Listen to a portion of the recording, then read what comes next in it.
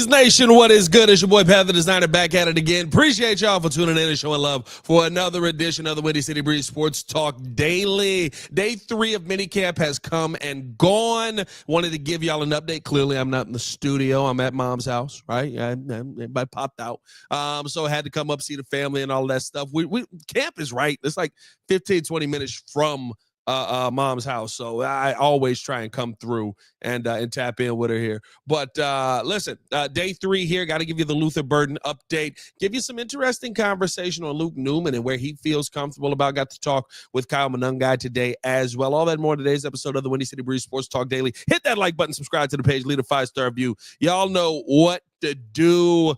Drop your training camp questions in here. We'll have a segment where I answer some questions here at the end as well. But I'm not going very long. Listen, it was a short practice. It's a short episode today. I just wanted to give you guys an update. Most importantly, the Luther Burden update. Luther Burden went down, of course, trying to catch an over-the-shoulder pass, caught the ball.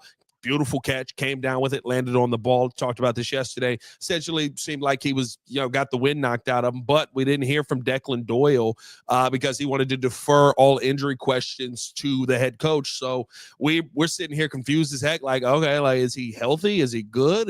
Should we be concerned? Luther Burden was back out at practice today, looked fine, looked phenomenal, was moving well. Didn't look like he was hampered by any injury whatsoever. So great to see that. Was excited to see that, and good to know that there was nothing slowing him down. He's had a phenomenal rookie minicamp the entire time. He's been somebody who I've said just looks a head and shoulders above the rest. Yeah, I mean, he looks head and shoulders above the rest of the guys that are out there. And listen, the Bears have a couple of guys that I think really fit that bill when you talk about the rookies out here. And it seems like there's a theme with these guys. Maturity is the word that a lot of the teams have used to describe most of the draft picks, or a lot of the coaches, I should say, have used to describe most of the draft picks here, right? Dennis Allen yesterday talked about Zay Frazier, Ruben Hippolyte, and how mature those two players were. I think today we heard Richard Hightower talk about Luther Burden, talk about Kyle Monangai and guys like that, who I think listen, that speaks to me to the Chicago Bears basically saying, hey, we want guys out here who are going to hit the ground running, who already know their body type, their skill set, what they're best at, what they're not as good at, what they need to work on. We don't want to have to figure that out early on here. We want a bunch of guys that we can just plug and play. Again, I think that goes to the Chicago Bears trying to hit the ground running here. Let me know how you guys feel in the comments below. But seeing Luther Burden back out there today was exciting, and just getting to see him, back in action, making plays. I mean, the ball's thrown up to him, he goes up there and he gets it. That's really, he is one of those running or wide receivers, I should say, that just, he knows how to do his job and he does it really well. So excited to see where that young man is. Can't wait to see how he integrates in with the veterans when they do bring the veterans into the building, what that's going to look like for the Chicago Bears and how he's going to fit in there. One thing that I did find interesting today when talking with Richard Hightower, he talked about how Luther Burden basically said anybody who's got a helmet on could be a returner. And he talked about Luther Burden as one of those pieces. And I thought that was interesting because usually your high draft picks, you're not putting back there as a returner. But when you have the amount of wideouts that the Chicago Bears do have here, that could be an answer. Did a little bit of it at the college level. And I think that could be something that the Chicago Bears really try to look at here, where normally you wouldn't do it with a second-round pick, especially the 39th overall pick, but I've got DJ Moore. I've got Roma Dunze. I've got Colston Love. I've got all of these pieces to where, yeah, maybe you can risk it a little bit more, especially with the new return rules as well, where it's not like he's running head-on into a collision and looking to get his head taken off. I think you've got a completely different style of return now, which makes the difference in all of this, but it's very intriguing to what we'll be able to see Luther Burden do and how the Bears are going to utilize him, because you're not going to take this guy with a 39th overall pick and not use him. You want to see what he can do. And so I think that this young man is going to be very, very intriguing in the special teams game. And Richard Hightower talked to that as much today. Let me know you guys' thoughts in the comments below. I'll be down there talking with you as well. Glad to see that Luther Burden was healthy and ready to go today, though. That was a big, big update for the Chicago Bears. Something else that I thought the Bears really that really stood out to me today. Again, much shorter practice. They probably practiced for about 30 minutes and then got back in there, or at least the part that we were out there for, but they did their stretching. They ran a couple of drills, and then it was quick. It was not a long day. The other part though for me that I thought stood out was talking with Kyle Manungai, and I got a chance to ask him about his receiving skills. The one thing that's been on display for the last couple of days is how good of a receiver it seems like Kyle Monangai is. Now, are you that receiver when people are trying to take your head off? That's the real question that is always going to be asked, right? Can you consistently be that guy? But it seems like Kyle Monangai has a real ability to receive out of the backfield, and it's something he wasn't asked to do in college. And he said as much at the podium. He said, "Listen, that wasn't my role. It's not what I was asked to do, and so I did what I was asked to do well." But I just feel like this kid is going to be an impact player for the Chicago Bears. I know people are looking at me and like, here goes Pat hyping up this 7th round pick yet again to prove his point. No, I think Kyle Manungai is going to prove my point. I think he's going to be somebody who's going to be dangerous for the Chicago Bears. He's going to be a weapon for Caleb Williams. I think he's got really good hands. And again, I want to see how that plays out when he's actually on the field with pads on and different things like that. But you really didn't see him drop too many passes at rookie minicamp. Usually when the ball was thrown his way, he was able to come away with it. There was one time where, it hit him dead in the hands in just in drills, in individuals, and it went straight through his hands and he had to get out. That was kind of yesterday before Eric Bieniemy started boiling and bubbling. But I just think that, listen, you've got a young man on this team who was a 1,200-yard rusher who in 669 cases, he did not fumble a football in college. Now, I'm not saying he's going to do that at the NFL, but that's how you stay on a field. That's how you stay on a field. You fumbling footballs all the time, you're not going to be out there, right? You're not going to get nearly as many opportunities. If he can come in here and have that same level of production as far as just holding on to the ball while still being a 4 to 5 yards per carry kind of guy, he could be dangerous, dude. He could be really, really dangerous for the Chicago Bears team. And so I'm going to be excited to see what he's going to bring to the team overall. I thought over the last couple of days, the guys that I locked in on, I did get a chance to look at the defensive side a little bit more. Major Burns looking solid. I'm not going to lie to you. And saw Al Harris holding court with those guys today. Listen, when the drills were going on, again, you're throwing it up. It's basically an interception drill, but just knowing where to be, knowing how to move. He's somebody who, as an undrafted free agent, I gave you J.P. Richardson as my darling on one side. I got Major Burns as my darling on the other as far as undrafted free agent, somebody who could make this team and be a really, really good pickup for the Chicago Bears here, especially as a depth DB. I think that he's got a lot of the tools that you want to see out of a young man early on. And so it's going to be exciting to see what the Bears are going to be able to do with him. I think he absolutely is going to make it to the final cut downs. And then if he makes the team, I hope he does. I think that he could be somebody who could be impactful. And he's somebody I'm going to have my eye on as far as my darling on the defensive side. J.P. Richardson's my overall camp darling. I'm not going to lie to you. That mug he's just snatching balls out the air. Pause. Take that for what you will. Let's keep this thing moving on, though. Again, with a shorter day, not a ton of takeaway, but another day where the coaches just are doing their jobs well. And it's exciting to see. And Ben Johnson is kind of staying out of their way and letting them teach these guys the way that they want to teach. And I'll be honest with you, what's really cool to see is how many different coaching styles are on display at once.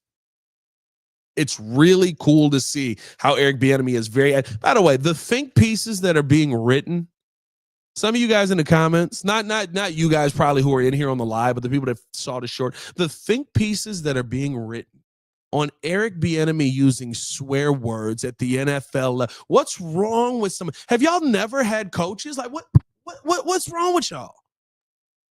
What's wrong with y'all?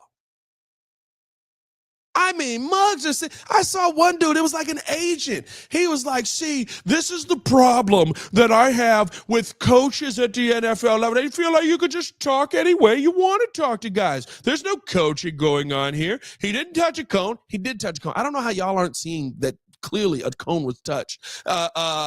He didn't touch a cone. He isn't telling him about pad level. There's no pads on. There's no pads on. You want to tell him about pad level? He's running against nobody right now. And no one's winning a job right now. The goal of rookie minicamp is to get them caught up enough and get them locked in enough on the system that when minicamp gets here, they're not lost. That's it. The think pieces that have come out from this one clip is insane.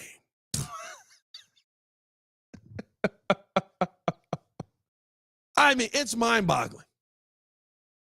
Absolutely mind-boggling. But I say a lot to say, you've got Eric Bieniemy with his a little bit more in your face, aggressive style of coaching, which has worked. You've got Dan Rashar, who it seems like he's kind of a little bit more laid back, or even though Kyle DeVoy has really kind of been in the lineman's face on the offensive side. Sebastian, I think Sebastian Pierce is his name. Ended up making a step, and it was like, hey, get back here. We got to run that again. It's just seeing them kind of the coaching staff come together and really get their hands on these guys and kind of be able to navigate the question or navigate the development of these guys in so many different ways is really cool to see. And then Ben Johnson brings it all together, right? That you got to have that mix. You've got to have coaches that are going to get after you. You've got to have coaches that are going to be your best friend. And that's how the good organizations usually are run. But I just think, to me, like, seeing how this coaching staff is working already and not allow, I said this yesterday, a mistake happens, get in line, do it again. It's not that this is a mistake happens, we'll figure it out tomorrow. There ain't no figure it out tomorrow. Sebastian Pierce stepped with the wrong foot. Sebastian, get back in line. I just told you this when you were with coach. Why are you doing this? Get back in the line. Do it again. That's the goal. Get it right the first time. And if you don't get it right the first time, it's not we'll figure it out on Sunday. On Sunday, it's too late. And I know we're a long way away from figuring it out on Sundays, but like, to me, that was what was missing. And we heard as much from Jalen Johnson and DJ Moore and guys like that last year. When mistakes were made, they were allowed to be made. And there were players on the team that took advantage of that. So, listen, day 3 of minicamp come and gone. Excited to see a lot of the things that the players were able to show throughout the day. Now it's about how are you going to put it on the field when everybody comes together, and hopefully they're still able to make an impact in those moments as well. Let me get to some of you guys' questions. I'm leaning here because my computer is a little bit further away. Let's see. I saw some questions early on here. Is Ozzie still doing left tackle drills? Yeah, Ozzie's been on the left side the entire time. I thought we got a chance to talk to Luke Newman today, who has been on the left on that left side with him at left guard, and both of them have been doing a really good job working together. I think that it was interesting hearing Luke Newman say, I asked him, where's your comfort? Where's your flow state come in? And he talked about how his comfort, the spot where he feels the most comfortable is actually the center position. So I do wonder if he'll get some reps in it there, if he could be a depth center. That'd be interesting to see if he can actually make that work. By the way, I don't even know if I got the right one on here. I think I do. Over 100 in the chat. Over 200 in the chat. 200. That's what happens when you're not in the studio. You got to do things a little bit different here. But, yeah, man, on the left side, those two are going to be locked in throughout camp. Jay Real asks, seeing Manungai in camp,